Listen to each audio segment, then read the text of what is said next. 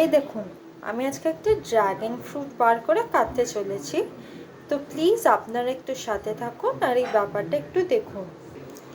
এই দেখুন, খোসাটা একটু একটু করে নখ দিয়ে বা আঙ্গুল দিয়ে টেনে টেনে ছাড়াতে ছাড়াতে আমি একটু ফলটা ছাড়িয়ে এনেছি। এবার পুরোটা ছাড়াবার পর আপনাদের সাথে আবার দেখা হচ্ছে। এই যে ড্রাগন ফ্রুটটার পুরো খোসা ছাড়িয়ে আমি এবার ড্রাগন ফ্রুটটাকে কাটবো। এই যে দেখুন, ড্রাগন ফ্রুটটা হাফ কাটলে এরকম হয় দেখতে। এবার আমি আরো কুচি কুচি করে কেটে বিট নুন দিয়ে টেস্টি করে নেব। এই যে বিট নুন।